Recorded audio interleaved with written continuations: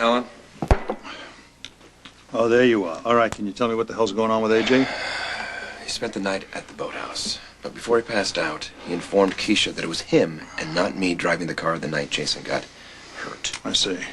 Well, Keisha waylaid me over in the ER and she gave me a piece of her mind. I told her she's got to keep this all quiet, but I'm not sure what she's going to do. Okay, listen. For damage control, I think we ought to let Grandfather know. No, I don't think we ought to let him know because he could slip and let Monica know, and she's the last person I want to find out right now. Where's AJ now? Well, he's not here. He's not at the boathouse. With any luck, he crashed at the Port Charles Hotel. I went to see Kevin Collins today. Did he give any insight? He said don't give up on him. Easy for him to say. Mm-hmm. Listen, did he give any suggestion on how to handle Keisha? I mean, I think she's the biggest problem right now. What do you think maybe we ought to do? Tie her up and gag her? Well, it's a thought. Good to hear you both churning up your stomach acid. You'll need it to digest this latest helping of bad publicity. What is it? Sonny Corinthos was rescued after an explosion in the catacombs. And also present was Brenda Barrett-Jacks and the dead body of a known mobster who used to work for Sonny. ELQ is mentioned several times. Since Corinthos is still a prominent member of the board, despite your promise to get rid of him. And you know the coup de grace? My grandson, the mob stooge, was there to help with the rescue. The only good thing about it is that it knocked Monica's love life right off page 1. Is Brenda all right? Yeah, she's all right. She's got a couple of bad bruises, but she's going to be okay. So's Jason. You know, these days, the only way I can keep tabs on my family is to read about them in the paper. Well, Grandfather, there may be another member of this family that you'll be reading about soon. Excuse us, are we interrupting? Not at all. Well, Stefan is here on hospital business, and Alexa's going to help me with my appeal. And Monica, I wanted to tell you in person how badly I felt about having to remove you from your position at the hospital. Well, I can't say that I have made peace with that, but I do understand. I don't think I've conveyed to you how strongly I believe in your innocence. Pierce Dorman is a blight not only on your reputation, but on the hospital's. And I look forward to the day when his name is no longer on our staff list, and we can move forward with our plans for General Hospital. What I can do, and what you can help me out with, is trying to figure out who Harriet was on the phone with in the cave. Because that's who ordered me shut up with enough horse to kill an elephant. Now, I'm thinking it's somebody I know, or at least I can recognize. Or they're scared. You might recognize them. Still, I don't know who's getting this stuff into Port Charles or how.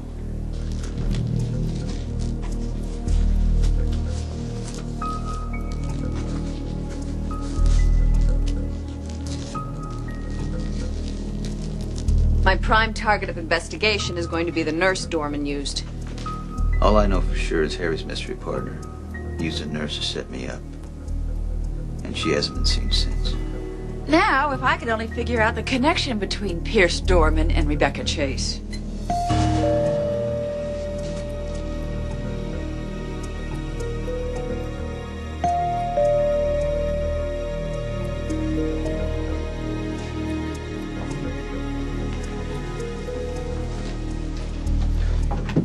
Our mystery guy probably had a lot of very powerful stuff to hold over the nurse's head to make her do what she did. According to the PCPD and the FBI, Marilyn Cooper was as clean as a whistle. What could Dorman have on Rebecca Chase that's so big that it would make her lie for him under oath? That's what I intend to find out. Even though her professional and personal records are spotless, there's got to be something. One possibility is that he charmed her and then seduced her. His charm didn't last long. She's dead. Rebecca's still around, so is Dorman. So whatever they've got or had between them is going to come out one way or another. And don't forget, Monica, that you and Dorman were together for a long time. And nobody even suspected it. Thank you so much for reminding me, Edward. But at least people saw us together occasionally. I can't recall even glimpsing he and Rebecca together, not even once. I know we're supposed to be careful, Pierce, but I had to see you. Well, you can't stand out there. Come in. So what do we got? I was lured to GH, attacked in one of their examining rooms, carried out unconscious on their equipment.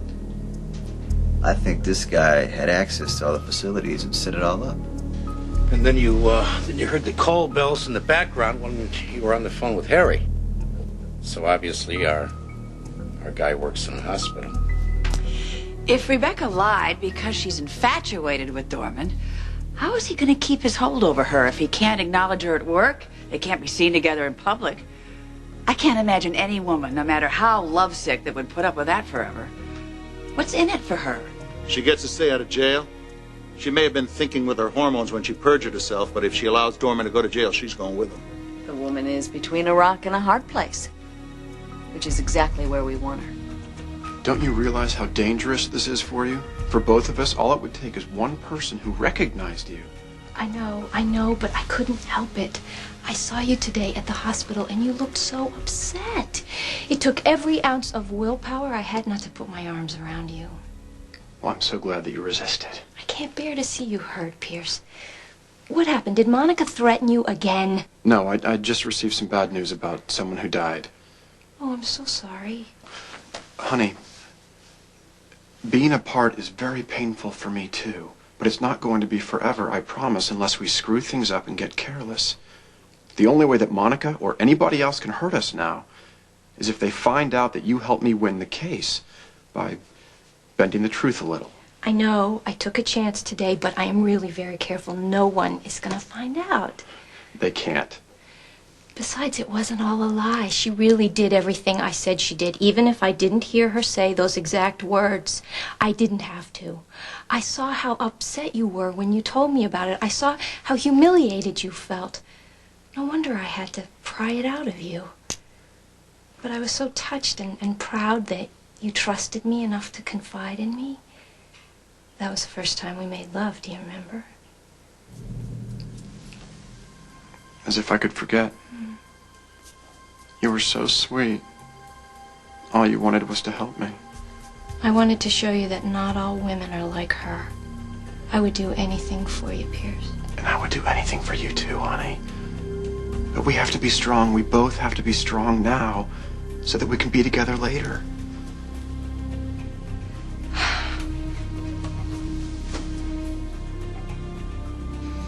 Now what? What's the next move? What are we gonna do? Rebecca's a liability to Dorman now. If he led her on, she's going to want to see more of him. Well, he'll sweet-talk her into staying away for her own good. Well, she may not. Some people are driven to take risks, and they'll make all sorts of excuses to do it. She really put herself on the line for Dorman. She's not simply going to fade away like a good soldier. She'll slip up. And then we'll get him. This guy doesn't have a partner anymore who knows the ropes. He's on his own. And that's gonna knock him off balance. And he's gonna slip up. But right now, this minute, I need you. I need you so much.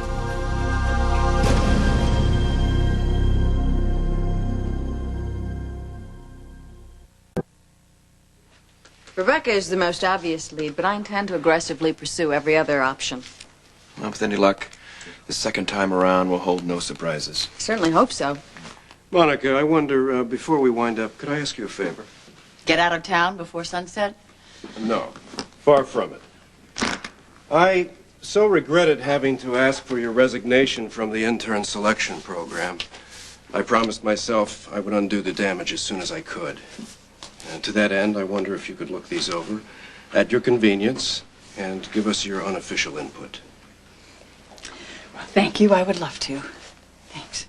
You're very welcome. Well, now I think we need to address the hospital's image, which, needless to say, was tarnished by Dorman's lawsuit. Well, GH has a public relations department. Oh, some department. 2 secretaries who answer calls from the press when they aren't filling out insurance forms. Now, you know, what we really need is a spin artist. And I know just the person. Who would that be? Catherine Bell, of course.